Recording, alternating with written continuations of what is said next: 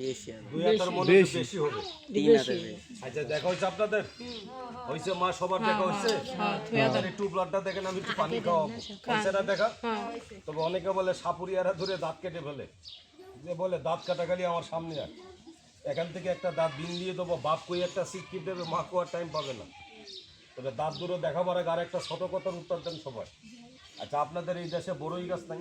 আছে আছে নাই বাবা, আমি কথাটা বলতাম না।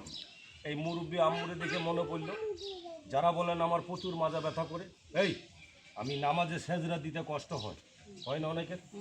অনেকের গিরায় গিরায় বাথরুমে যায়, অনেকের মাথা ব্যথা, অনেকের পেট ব্যথা, দেখ অনেকের বাচ্চা কাচ্চা ভয় পায়, বিছনা পেটসাপ প্রসাব করে, অনেক মা বিটিদের হাতের তলা পার তলা জ্বালাপুরা করে, অনেকের দেখ শ্বাসকষ্ট সমস্যা।